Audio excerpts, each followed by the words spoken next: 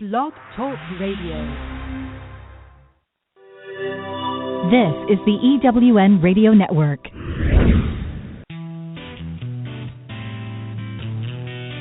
Welcome to Thriving Entrepreneur with your host, Steve Kidd, third-generation minister and business coach. Join Steve and his guests to get answers to your questions and help break through to the next level in your business. Hi, this is Steve. Welcome to Thriving Entrepreneur. Aren't you glad to be back again today? I am just so excited to be here with you. I was just telling our guest that this is kind of my guilty pleasure, getting to be on the air with you guys, talking to you, thriving myself, and helping you find a way to thrive in your life and business. So thank you so much for all of you that are listening today. I really appreciate it. The question I have for you today is, what is the thought that goes through our mind when we begin to start thinking about our potential clients? I've found that often we actually start out wrong. There's an old saying that what starts out right ends up right, and what starts out wrong may never get right. The thing that we need to understand with our potential clients is they and us are part of what is called a tribe. A tribe is very simply the people that are just like you, that they may be your potential clients, they may be your peers that you work with. The tribe is all made up of those people that are just like you. You know, birds of a feather flock together. And what we find in a tribe is people like to work with people that they like, admire, and trust. And that like, admire, and trust comes from the fact that you actually contribute to the group. You're not just the kind of person who comes in and immediately starts pitching someone. All of us know what that's like, both in person and on the internet. You know, that person that comes right into the group and immediately starts inviting everybody, to go to some kind of new thing that they're doing. None of us like to just be pitched. We like to talk to our friends about what we're doing and to hear from them what they're doing. And then when either we need to refer somebody to something that a friend of ours is doing, or when we need something, those are the people we think of. The folks that are so hardcore selling us and aren't interested in our lives are not normally the people who, we really think of when it comes those times to look for people to help us or to refer others.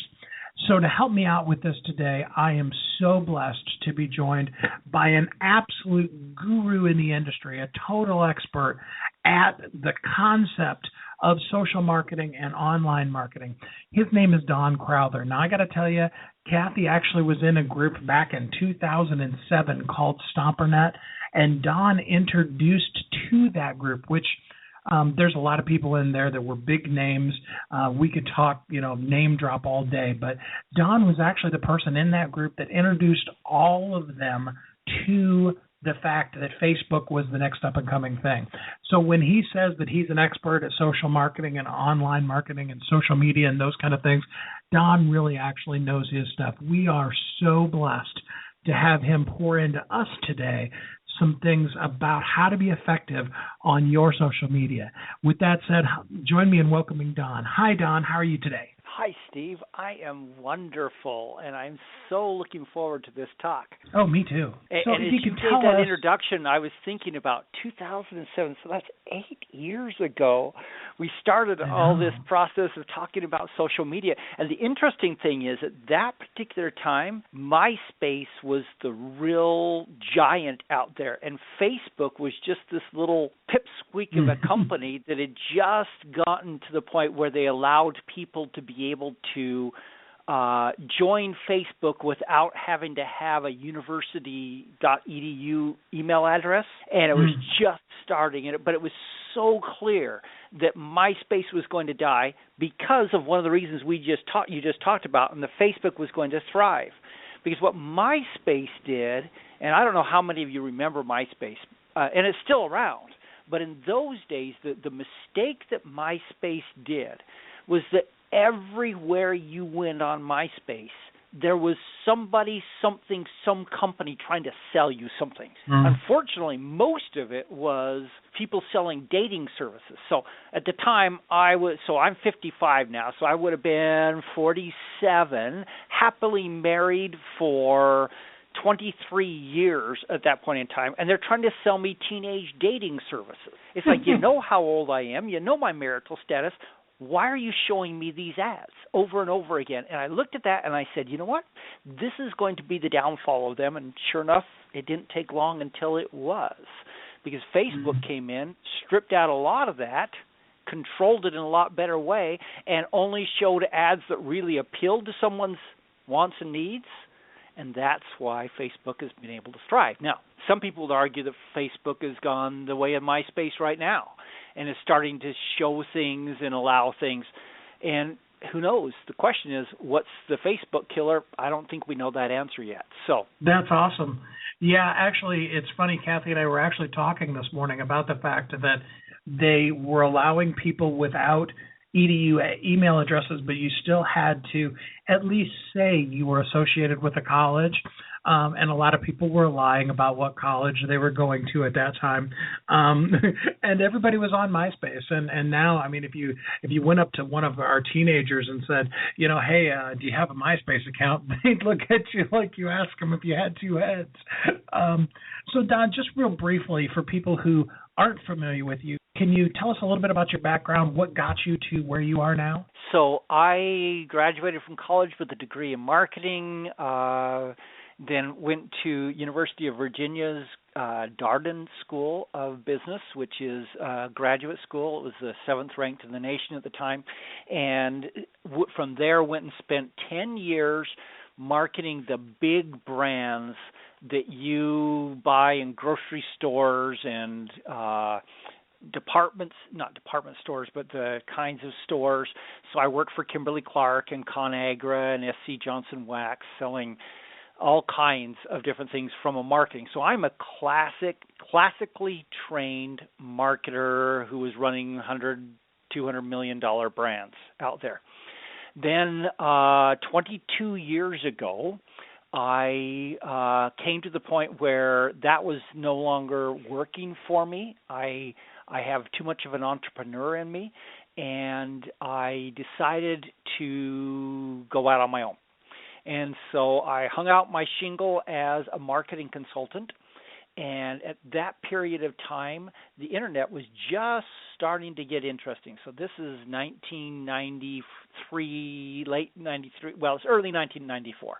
And I am starting to I'm starting to pay attention to the internet. And I start playing with it and created a couple of websites. And immediately jumped to the top of the search engines that were out there. So at the time it was Lycos and Alta Vista, which two names that no one knows anymore but are near and dear to my heart because they created my career, because I quickly figured out that my mind worked the way the internet does. And the beauty of it was that I figured out that I could fairly quickly succeed, because if you just use systems and do them over and over again, you can truly succeed online. And the beauty of it was, in those days, the people who were online were either engineers, people who could code things, or they were like artists, people who would make pretty things. And I was a marketer who had an artistic bent and knew how to code things.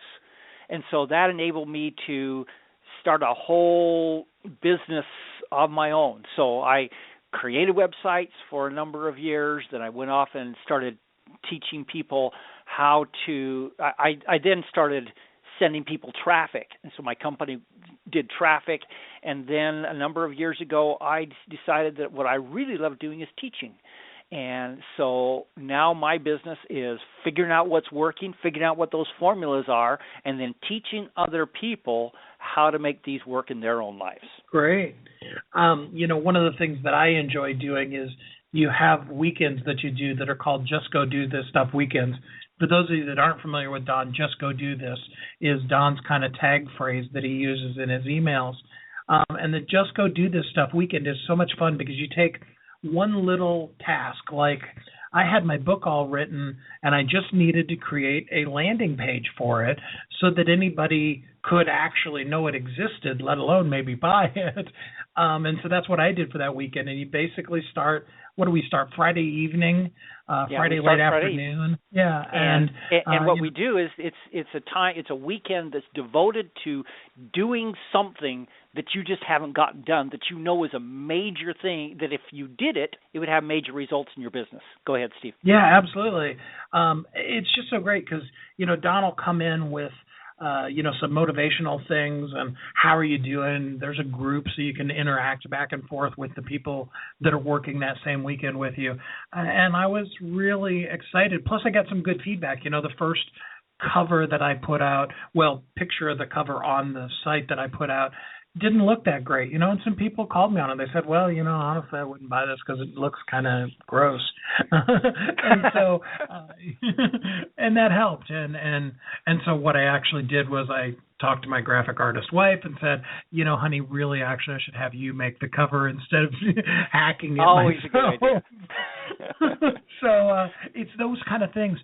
Don, one of the things that I respect the most about you is the fact that probably 80% of the emails I get from you on your mailing list, they're promoting other people. I mean, you have really bought into the concept that there's enough of the world to share with everybody else. Can you say a little bit about that to us?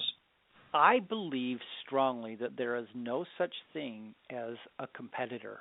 There's only a partner who has not figured it out yet. And there are ways that you can work together to make money together. And the interesting thing is there are things that you're really good at, that you ought to be selling what it is that you're really good at, whether it's a product or a service or information or whatever, to other people. But there's all kinds of places where you're not an expert in that, or your product won't fill those needs. Yet you've got an audience who wants to have those needs resolved for them. And so why not expose those products, services, information, whatever it is that other people have that fill needs that you don't, to your audience, who doesn't come to you because they want to buy your product. They come to you because they want their problem solved. Absolutely. I love that. We were talking a couple of weeks ago about procrastination, and one of the things that we identified with Trudy was the fact that one of the things is overwhelm. People get overwhelmed, and what a lot of the overwhelm comes from is because we are identifying ourselves as the source, as responsible for every single solitary thing that needs to get done, rather than realizing that sometimes the best thing you can do is to let somebody else shine their brilliance in your company, rather than hacking your way through it yourself just because you're supposed to do it. I think that's really important for us to remember. In fact, it's so important that I'm going to encourage all of you to take this commercial break to think about what are the things that I keep doing myself that, as Jessica Butts would say, you suck at. And maybe I should let those go. So think about that a little bit, and we will be right back. I'm looking for a certain kind of woman, and I think you know her. She's an entrepreneur that is highly connected, successful, significant in her own industry, and considered the go-to woman in her community. She's received so much from so many women in business, she's ready to give back to others on their journey, lifting as she climbs. Hi, this is Sandra Yancey, and I'm the founder and CEO of eWomen Network. I'm looking to connect with the woman I've just described who lives in your community so that we might have a conversation about how eWomen Network's proven success system can provide her a platform to elevate her success and ability to support women in business. Our international community of managing directors are influencing the speed of success for women in business around the world. If that sounds like something that you want to be part of or know someone we should talk with, send an email to managingdirector@ewomennetwork.com. That's managingdirector@ewomennetwork.com, and let's start the conversation. Hi, this is Steve Kidd, the host of Thriving Entrepreneur.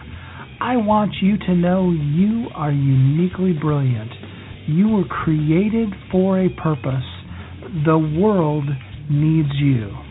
As some of you know, I'm blessed to work with my amazing wife, Kathy, and together we want to help you thrive. Our website is wehelpyouthrive.com. That's what we're passionate about. That is what we do. We help you thrive in both your life and your business. We are so excited to be bringing to you Thriving Entrepreneur every week, and we want to help you thrive in every aspect of your life and business. To show you how grateful we are for you listening to our show, and more importantly, to help you on your road as a thriving entrepreneur, I have recorded Chapter 1 of my book, 10 Things You Must Have to Thrive in Life and Business. This chapter is about finding and following your passion. I wrote it with the intent of helping you find and develop your passion so that you will share your unique brilliance with the world. You know that we are created for a purpose, and we want to help you shine. So just for listening, we are giving you the expanded audio version of Chapter 1 of 10 Things You Must Have to Thrive in Life and Business. To have all you do be something that you are passionate about. All you need to do is go to wehelpyouthrive.com/radio and enter your name and email address. Go to wehelpyouthrive.com/radio to hear about all our shows and to get your free gift today. Welcome back to Thriving Entrepreneur. Hi, this is Steve, and I'm here with my very special guest, Don Crowther. Don, an absolute expert in social media and online marketing, is here sharing his brilliance with us today. And what we'd like for you to share with us now, Don, is what is the number one mistake people make when they're using social media? Ooh, great question. Okay, so in order to answer that question, Steve, I need to just drop back into a couple of things that we've actually already mentioned. The first one is that we talked about what happened with MySpace and the mistake that they made of constantly trying to sell people things. And then we talked a little bit about how people want to build relationships. Let me say this in a different way. What people want out of a relationship with you as a company. Now, I'm assuming here that we're talking about you as a business person, not you as an individual that's sharing pictures of your dog. And so not your personal Facebook account, but the business side of what you're doing, okay? Because they're remarkably different. You should have a personal Facebook account where you just talk with your friends, your buddies, your kids, whatever it is, and there you can share the pictures of cats dancing on piano keys and talk about the weather or your favorite team or whatever it is. But on your business side, it's very, very different. And so what most people do is they don't think through what do people want from people they do business with. So, for example, my house is needing painting. And so we've had a couple of people come by to give us bids on a new paint job. And the interesting thing is, what happens is these people come in, some of them have wanted to develop a quote relationship right at first, and so they want to spend 20 minutes with pictures of their cat, with telling me about where they went to school and what they did and everything. And what I really want to know is, how are you going to keep my paint from peeling? How long is it going to take to do this, and how much is it going to cost? I am fine getting to know them personally in that process, but I want 30 seconds of getting to know you personally, and then cross the bar of telling me that you're competent, able, and affordable, and then we can get to know each other personally a little bit more. And so what ends up happening is that what people assume is that what works for them personally on Facebook also works for them as a business person. I really don't care what my plumber had for lunch that day, who he's going to vote for, or whether or not he thinks this particular video is cool or not. I simply don't care. And when I see my plumber wanting to communicate those kinds of things with me, I am going to, number one, not engage with him, which means that I won't be seen more. So by not liking, by not commenting, by not replying, sharing, those kinds of things, that is, I am not engaging with that post. And what that means is the more posts of his that I see and I don't engage with, the fewer of them I'm going to see. That's part of the algorithm that Facebook and other services use to determine what you see on your Facebook newsfeed, okay? So what you need to do is you need to recognize that when people come to you as a business person and want to create a relationship with you as a business person, what they want to know is information about what you do and your expertise as a business. What they don't want to know is all those other things. What you ate for lunch, who you're going to vote for, what religion you are, whether or not you really like Dancing with the Stars. All that stuff that is, unless it's part of your business, is not something you want to know about your chiropractor. You just want to know, how do I get straight teeth? Or for my dentist, how do I keep my teeth healthy and white? For my plumber, how do I keep my plumbing from clogging? And, all those kinds of things are the information that people are looking to you as a business person to learn.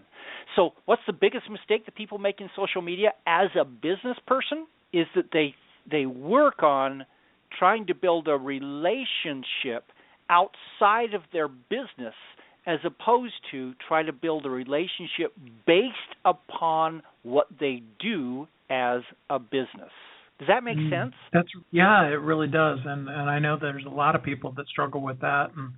And often, you get those from business contacts that are sending you just the craziest things, and you're like, you just skip over it. You don't read it. And so if you don't read other people that are sending you that kind of thing, it only makes sense that the people you're sending those kind of things to probably aren't reading them either. So it brings up a good question, Don. What are the things a person should be doing to create a relationship as a business with their online market and their social media? You're asking exactly the right questions, Steve. I really appreciate the fact that you're tuned in here and you're really giving back the kinds of things that our audience really wants to know. Before I answer that, can I give one small rant here? Yeah, I can't absolutely. tell you how many times in the last couple of weeks I have seen posts that say, you know what, your posting about your favorite presidential candidate is not going to change my mind. And may I make a suggestion that you, as a business person, as we approach a key election cycle in the United States, at least, I know that England's just recently been through one, that there's a number of places that are going through these. Your business social media channels are not the place to try to convert people to your political candidates, your religion, your lifestyle, whatever it is. It's not going to do that, and all it will do is make people mad and cause them to leave you. Now, the people who agree with you, that's fine, but is it worth it to be able to spout off about whatever your favorite candidate is and lose half of your audience or 3/4 of your audience? I'd suggest it's not. So just keep that in mind when you start seeing this pick up as, at least in the U.S., the election cycle continues and becomes much more intense. So back to your question, Steve. What do we put up to build that relationship? So here's the thing that I do. This comes from my training, all those years of school and 10 years of running 100 million plus brands. What I've learned is that the core of any successful marketing venture, which your business communicating online and social media is a marketing venture, is to identify what your potential customer wants and needs. And that's what you talk about. So I like to start with the customer. I sit down and I say, okay, I run a company that helps people learn how to build their business online. And so I sit down on a regular basis about once every 3 months. I take out a blank page in a notebook, and I start writing down what are all the things that my potential customer wants and needs in the area of building their business online. And I make a long list, and it might be 10 pages in my Moleskine of all the things that I can see that they need. Then I simply go through and prioritize them, and those are the posts that I am going to be putting up on my social media, that I'm going to be putting up on my blog, that I'm going to be creating YouTube videos about, that I'm going to be sharing things on Instagram about, that I'm going to, and I could go on and on. That is the list. And by the way, from that list are the products that I then eventually create and sell to that marketplace. So everything's based upon what my customer and potential customer really wants and needs. So let's just imagine that you could wipe the slate clean, and you can, by the way. You can start today with your business social media and wipe the slate clean and do it in a different way than you ever have done before. So what you could do, like tonight, is you could go and write a blog post that answers a key question that your audience has about what it is that you offer, the product, service, information, whatever that is in your particular marketplace, and write a blog post that either gives them a tip, answers a question, or helps them to achieve a goal they've got in that area. Then take that blog post that to your social media. What you've just done there is you have done a couple of things. First thing is, everyone who's following you for the right reason, because they want to know more about what it is that you sell, your expertise, your company's focus, is now happier because they got more interest in that. Everybody who could care less about that is now repulsed by you and begins to leave, which is exactly what you want. Because remember, we talked about Facebook only shows posts to people who engage with you. And if they're not engaging with you, you want them out of there so that Facebook says, hey, this person has a remarkable engagement rate. And so then it starts showing your post to more people. So you want to repulse the people who are not potential customers from you, which is exactly another reason why you absolutely should avoid anything that is not based around your core business on your social media. So if you're talking about the Packers and someone's a Cowboys fan, you could get people to follow you because you're a Packers fan. Well, they may not be in the market at all to buy what you sell. And so therefore, you don't want them following you. You only want people who are interested in what you have to sell.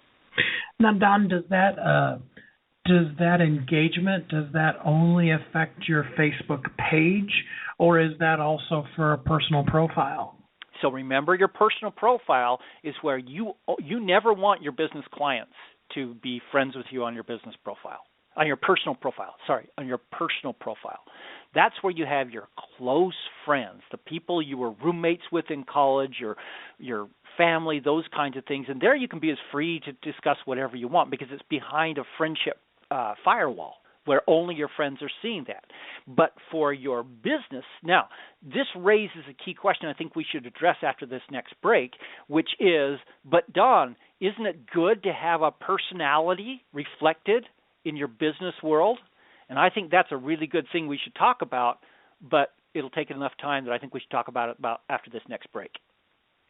Sounds good. So let's take a break, and when we come back, we will talk to you about how to have a personality and still be a business. We'll be right back. This is the EWN Radio Network. Hi, I'm Sandra Yancey, founder and CEO of eWomen Network. One of my mottos for business owners is, you can't do it alone. Whether you're in the startup stage of your business or you're scaling, you can't grow without relationships to provide support, wisdom, and new customers. eWomen Network is your home to connect with other women entrepreneurs who have been where you are or are experiencing the same challenges. We have chapters across the U.S. and Canada that have monthly events featuring our trademarked process called Accelerated Networking to ensure you get the context, resources, and leads you need to grow your business. And once you become a member, you get many benefits, including 2 one-on-one coaching sessions, unlimited access to our membership database, your own personal profile page, and discounts on products and services with our business partners such as UPS and American Express Open. Join the eWomen Network community and let us help you live your dream. For details, visit eWomenNetwork.com. Hi, this is Steve Kidd, the host of Thriving Entrepreneur. I want you to know you are uniquely brilliant. You were created for a purpose. The world needs you. As some of you know, I'm blessed to work with my amazing wife, Kathy, and together we want to help you thrive.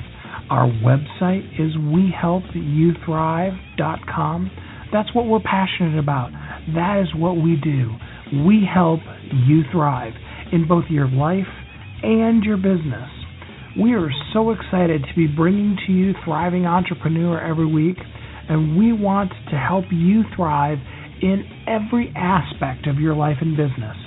To show you how grateful we are for you listening to our show, and more importantly, to help you on your road as a thriving entrepreneur, I have recorded Chapter 1 of my book, 10 Things You Must Have to Thrive in Life and Business.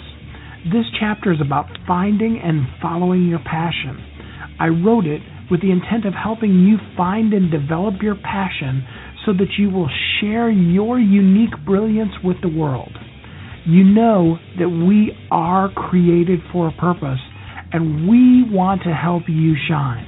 So just for listening, we are giving you the expanded audio version of Chapter 1 of 10 Things You Must Have to Thrive in Life and Business. To have all you do be something that you are passionate about. All you need to do is go to wehelpyouthrive.com/radio and enter your name and email address.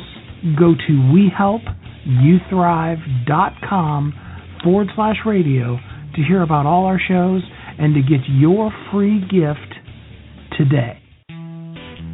Welcome back to Thriving Entrepreneur. Hi, this is Steve, and I'm here with Don Crowther. We are talking to you about your social media, how to be effective, and how to have your tribe be part of your team. The big piece of that is going to be having relationships. And so we were talking about some of the things you shouldn't do and some of the comments that really aren't necessary to make. But, Don, you brought up a great point. You do still want to have a personality. You don't want it to be flat and just boring to read because nobody's going to read that either. So how as a business do you give the business a personality that's effective? Okay, so I actually want to look at what you just said, which is that you want to have a personality. So some businesses don't want to have a personality. They may want their brands to have a personality. So, for example, if you go look at Crest, what is the personality of Crest? I'm not really sure. But Snuggles, which is a product that at least originally was from the same company, clearly learned that bear bouncing in the soft towels increased sales. And so they put a personality on that. Now, Pampers, again, same company, Procter & Gamble, Pampers uses baby. Pampers have a personality? No, but their cute babies do. And so recognize that your auto dealerships, so most auto dealerships don't try to have a personality. But every once in a while, in every market, there's the guy who comes in with a big hat, and he says, come on over to Joe's, and I'll give you a great deal. And you know, and oftentimes they're yelling at the camera and things like that, and that's great for the people that like to hear cameras yelled at. And other people are going to be repelled by that. And so just recognize that not every business needs a personality to succeed. And by the way, if you have a personality for your business and that personality is based on one person, then a couple of things happened. The first thing is it's difficult to sell the company later on if you are that person. So if you're not planning to go with the company and your entire business is based upon your personality, that actually decreases your selling price later on when you try to sell your business. But let's take Progressive Auto Insurance right now. So we've got Flo, the woman character Flo on the Progressive ads, the Name Your Price tool, and all those things. So they've done a lot of things with Flo, and Flo is probably my guess is she's probably made somewhere in the tens of millions of dollars, if not $100 million or more, from her residuals, the payments you receive as a star. Every time that ad shows, she gets a small amount of money. And so Flo does it well. She's not part of the company, but they could sell Progressive to another company, and Flo could go with them with that. But someday Flo's going to die. That's one reason why Mr. Clean has always been a cartoon character, because Mr. Clean will never age and die. And so just start thinking about that. It's part of the branding and positioning that we do of, do you want to do that? And then if you do want to do that, do you want your brand, your personality for your company to be your personality, or a company personality, or a spokesperson personality? And that spokesperson can even be a created spokes thing, like the Geico Gecko. Okay, so I really haven't looked at Geico's social media, but my guess is the Gecko posts from time to time. And so that's one where they've chosen a spokespersonality and had that one give the personality to the brand. Okay, so let's step back for a minute and say, let's just assume for a minute that you make the decision that is a fairly easy decision to make, which is, my company's just starting. I'm going to put my personality into this brand, and I'll worry about selling it later on. Right now, I need to pay the bills. And so I'm going to go ahead and put my personality into this brand. Okay, so now what you need to look at is, number one, what parts of your personality are consistent with how you want your company to be positioned. So I'm going to suggest to you that cat videos are rarely part of the positioning that you want to have as a company. Now, it could be that if your company sells cat things, then maybe it is. But in most cases, just simply communicating whatever's currently hot in the general marketplace is not going to do that. And you may also find that you have certain elements of your personality that you don't want to tie into your business.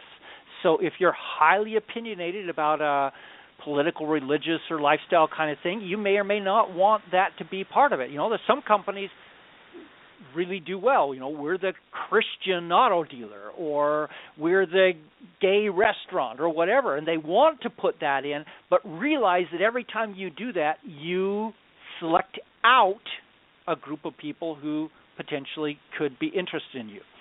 So let me just tell you how I recommend the best way to put personality into your company is. Boy, my English teacher would have really rolled over in the grave on that sentence. But, okay, so here's the way that I find is the best way to communicate personality. That is, tell stories and then drive a lesson from that story that applies to your audience. Okay, so let me give you an example of this. My daughter played volleyball for her high school. When it came time for the state tournament, my daughter's volleyball team was selected as the 16th seed. So they're the team that is there to be an easy win for the number one seed in the state volleyball competition. Okay, so everyone knew that they were supposed to lose this game. So they were out there, and this is a small school, so we were not by any means the big, 5A or whatever schools. Were like 2A or something like that, because it was a small school. And so these girls are out there competing, and all of a sudden, about halfway through the first match, I looked down and realized that the score was actually close. And I yelled down to the girls, again, possible in a small gym, and I said, look at the score. You could actually beat these guys.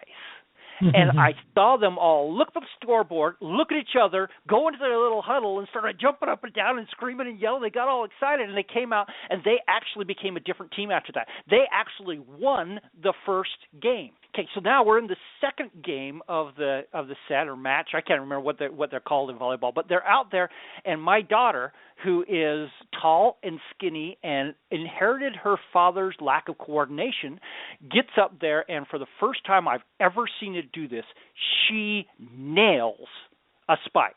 Now, she'd spiked many times, but she'd never, smoked it. And the ball hits the ground. My daughter, who is so surprised, literally lands on her rear end and stands up, and everyone's screaming and yelling and everything else like that. And it was, again, another motivational moment that got them excited and going. Okay, so long story short, they ended up losing the match against this number one team. But they came really close. And it made all the difference in the world for these girls of, hey, we almost beat the number one seed in the state. Now, why do I tell that story? We're talking about social media. Well, what I did was I wrote up that story as a blog post, and then at the end of it I said, so what's the lesson we can learn from this? And then I drew a lesson from that about never underestimating your capabilities and how you can beat the big guys if you do it right. Those kinds of things, okay? So what I've just done to you here is that I've given you a story that probably emotionally attached to you a little bit. You probably could see yourself in that position somehow. So I told a story that created emotion, that showed that I have a daughter, that showed that I love my daughter, that showed that it gave several elements of my personality and revealed them. And then in the end, I twisted the story around to a meaning that actually gives business knowledge, and in my case, gives the kinds of information that my audience wants, and so they get something valuable out of it besides hearing a good story. To me, that's one of the very best ways to do this personality piece. You can then talk about your grandkids. You can even talk about your cat. As long as each time you talk about one of those things, in the end you draw a conclusion that results in your audience getting more of what they want as opposed to more of what you just want to tell them. That's absolutely. I love symptom that really works, a system that really works. Oh, yeah, I really love that. It's effective, it's personal, but it needs to relate to something. It needs to be more than just, aren't cats funny when they fall off of things? Okay, yes. What is that? How does that help me get my roof repaired? Exactly. So yeah, absolutely. Well, this break is going to be just a little bit different than the rest of them. We're actually going to talk through this break, and I do want to let everybody know that Kathy and I are excited to bring people to you on Thriving Entrepreneur, and there's nothing more exciting for me than when we are able to get somebody of Don's caliber that's willing to come and spend an hour with us and really invest their time in your life and in your business. And so, Don, I'd really just like to know, what are the kind of things that you have available that people are like, okay, Don, you gave me lots of really great ideas. Where do I go from here? How could they work with you? What could a person do to contact you and do business with you? Okay. I actually have 10 separate courses that I teach about how to build your business online. And core place that you can find out more about me and how to get those courses and how to get some free information from me and things like that is at DonCrowther.com. So that's DonCrowther.com. And once you're there, go ahead and opt in, and you'll find some sections there where you'll be able to go find some of the products that I offer and some of the free stuff that I offer, and there's always the blog there, and And there's also links out to my social media from there so that you can follow me everywhere. So the best thing to do is just to go to DonCrowther.com, and that'll start tying you into what I do, how I do it. And then we've got some things like live events that are a lot of fun and really nail and help people's businesses. And you can even go as far as personal consulting and mastermind kinds of offerings from me, where I get more and more involved in giving you direct advice for your business. I appreciate that so much. I really do encourage all of you, DonCrowther.com. It is totally worth your time. I guarantee you that even just getting on Don's basic email list, you will be given resources and access. We talked about this earlier in the episode about the fact that, Don is constantly promoting products and services that will help you enhance your business. He does that totally free, and he's very, very giving in that. It is perhaps all the email lists that I'm on, and there's over the years been a lot of them, it's probably the one I look forward to the most, because very, very rarely do I get an email from Don that I just don't look at. There are some emails you get from people that are like, yeah, I should check that out later, and let's be honest, we never get back to it. But I would say I probably have about an 85-ish% open rate on emails that Don sends to me. And, well, good for you. I appreciate that. Well, like I said, Don, I'm just so grateful. And there's been a ton of tools, and he'll send it to you. And it's not like expensive tools. It's not like, and then every week you can expect to get an email from Don, and he's going to ask you to spend another $1,000. I'm talking sometimes he sends you stuff that are like, if you spent $5 on this product, it would revolutionize your social media. Who doesn't have $5? Don't have coffee the third time today. So I encourage you again. That's DonCrowther.com. It is worth your time. Definitely check it out. And let me just make a point here. I don't try to sell you in every single email. There's a lot of other good information that comes too. But I try to share when I find a resource that my audience really could use. I'll recommend it. That's part of what I do. Yeah, absolutely. Totally worth it to be on Don's newsletter. Any advice you can get. I always tell people, surround yourself with people that are smarter than you, because it'll make you look brilliant. And so if any of you have ever gotten anything good out of anything we've done here on Thriving Entrepreneur, Don is one of those people that I have pouring into me through his email and stuff like that helps me look like I'm smarter than I probably am. So thank you, Don. I appreciate that. You're welcome. Apparently, I'm doing my job. I'm making you look smarter than you are. Okay, well, good. I appreciate that. So we've got a few minutes here still that we want to pour into people. I have two questions that basically have to do with what can people do immediately. And my first question is, what is one thing a person can identify in their social media that's the reason why it's not working? Do you have an answer for that? Okay, so if you want to look at your social media, your business social media, simply go back and look at the last 50 posts that you ran. Number one, if there are more than 2 or 3 posts in that try to sell something, too many sales messages. Number 2, if there are more than 2 or 3 posts in there that are not based upon what it is that you sell, product, service, information, whatever that is, then you're posting too many.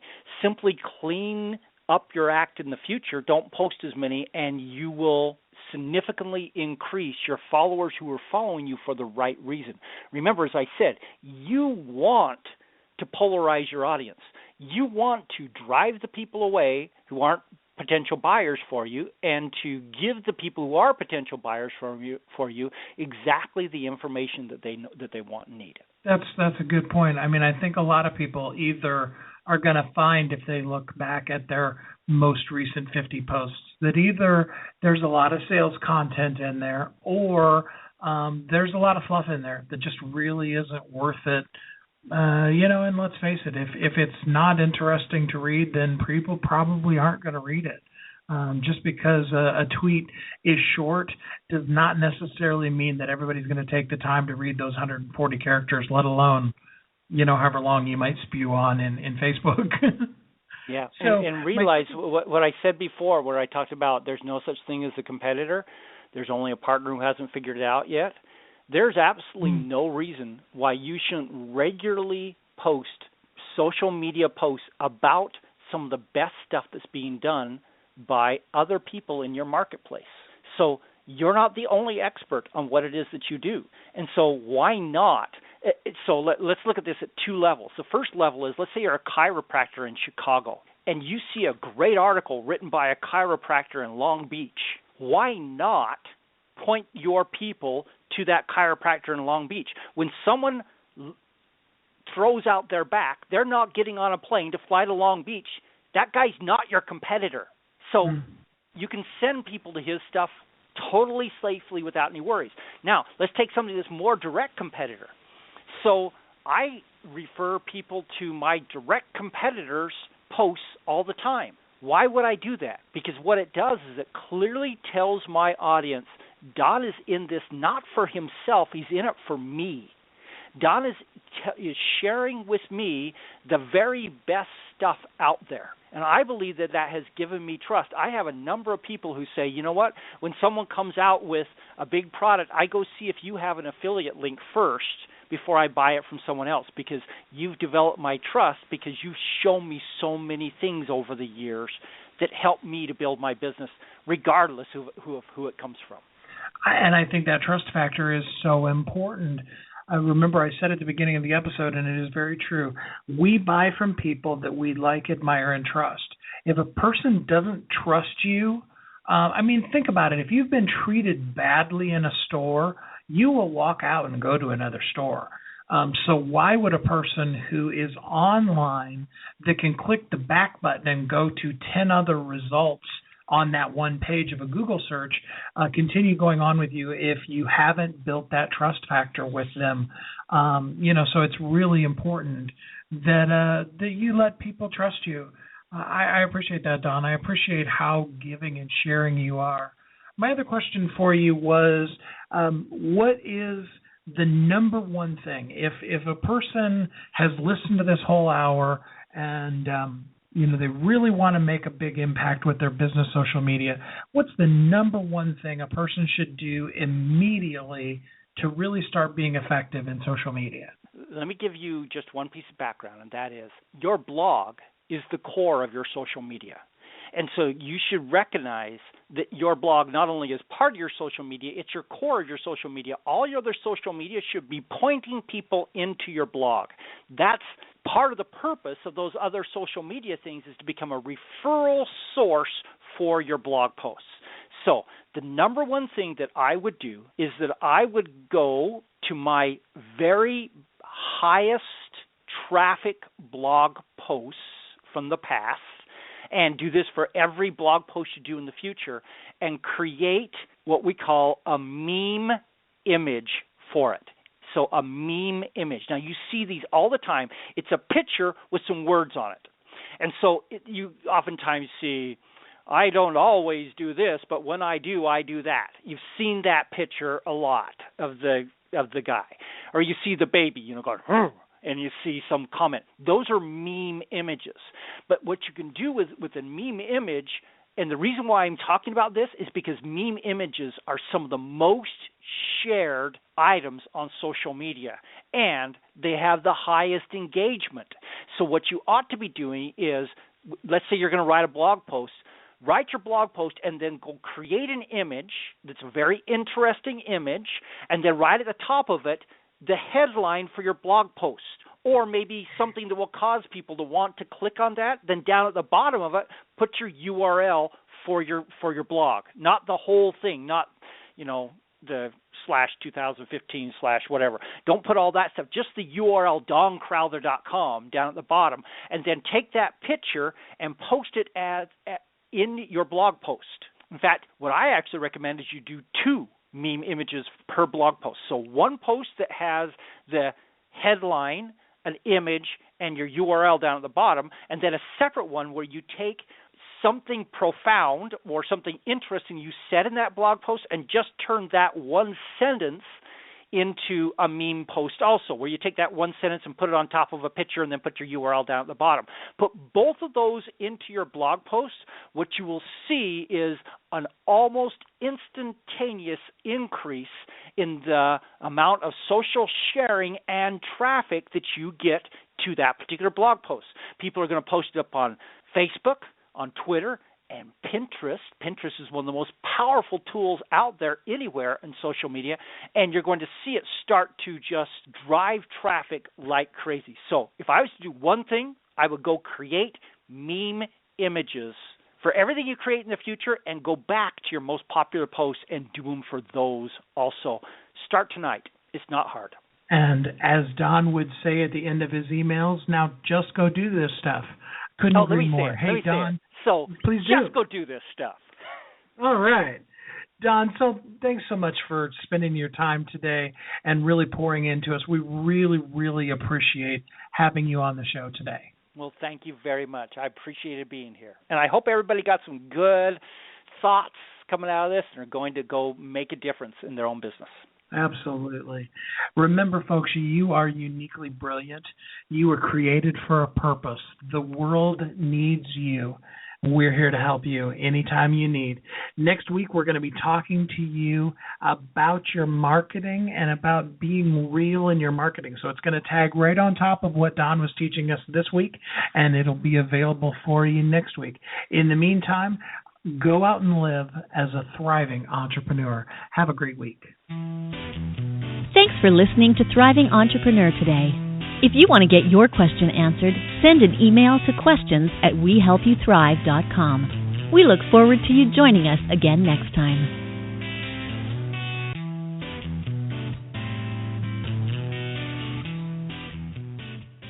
Hi, this is Steve Kidd, the host of Thriving Entrepreneur. I want you to know you are uniquely brilliant. You were created for a purpose. The world needs you. As some of you know, I'm blessed to work with my amazing wife, Kathy, and together we want to help you thrive. Our website is wehelpyouthrive.com. That's what we're passionate about. That is what we do. We help you thrive in both your life and your business. We are so excited to be bringing to you Thriving Entrepreneur every week, and we want to help you thrive in every aspect of your life and business. To show you how grateful we are for you listening to our show, and more importantly, to help you on your road as a thriving entrepreneur, I have recorded Chapter 1 of my book, 10 Things You Must Have to Thrive in Life and Business. This chapter is about finding and following your passion. I wrote it with the intent of helping you find and develop your passion so that you will share your unique brilliance with the world. You know that we are created for a purpose, and we want to help you shine. So just for listening, we are giving you the expanded audio version of Chapter 1 of 10 Things You Must Have to Thrive in Life and Business. To have all you do be something that you are passionate about. All you need to do is go to wehelpyouthrive.com/radio and enter your name and email address.